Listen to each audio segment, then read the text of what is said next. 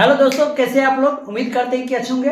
दोस्तों, आज की इस वीडियो में हम लोग पढ़ने वाले हैं प्रतिस्थापन विधि।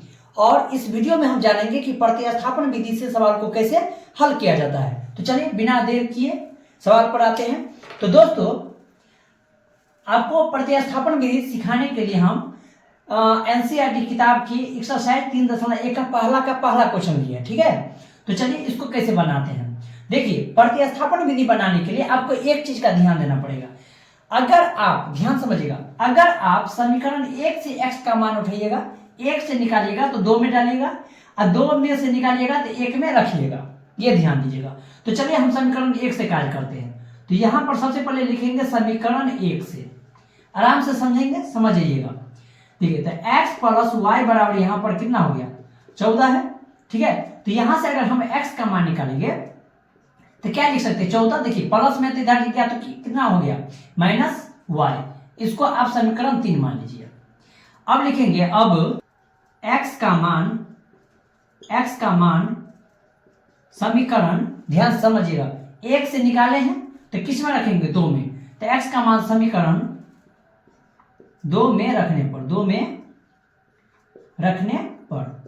तो 2 में रखने पर तो यहां से देखिए x माइनस वाई बराबर कितना हो गया, 4 हो गया। तो x की जगह कितना है बताइए, x की जगह है 14 माइनस वाई बराबर 4। देखिए ये x की जगह कैसे आया, तो समीकरण 3 में क्या निकला था, देखिए x बराबर 14 माइनस वाई। तो जब समीकरण 2 का बात करें तो x माइनस वाई है, तो x के जो x है ना, x की जगह आ गया कितना बताइए, 14 माइनस वाई आ गया। लेकिन माइनस वाई तो पहले से था, देखिए यहाँ पर। तो यहां से ये 14 हो गया, माइनस वाई हो गया माइनस 2y बराबर ये हो गया 4।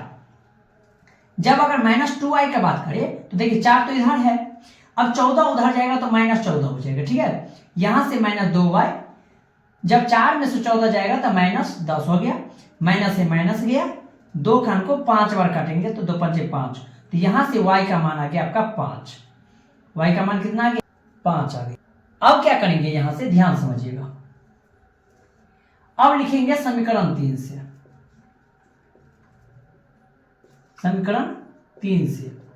समीकरण 3 क्या कहता है, x बराबर 14 माइनस y का मान तो हमको निकला है, तो 14 में से 5 घटा देंगे तो कितना आ गया, 9 आ गया। तो यहां पर लिखेंगे अतः x बराबर 9 और y बराबर 5। इसको आप अगर चेक कीजिएगा तो चेक कीजिए, देखिए x और y को जोड़ने पर कितना पूर्णा चाहिए, 14 पूर्णा चाहिए। तो 9 और 5 14 पूर्ण रहा है, लेकिन x में से y घटाएंगे तो 4 होना चाहिए। तो x में से y घटाएंगे तो आ जाता है 4। इसका मतलब मेरा सवाल क्या है, सही है। तो दोस्तों, इस तरह से आप प्रतिस्थापन विधि से सवाल को क्या कर सकते हैं, बना सकते हैं।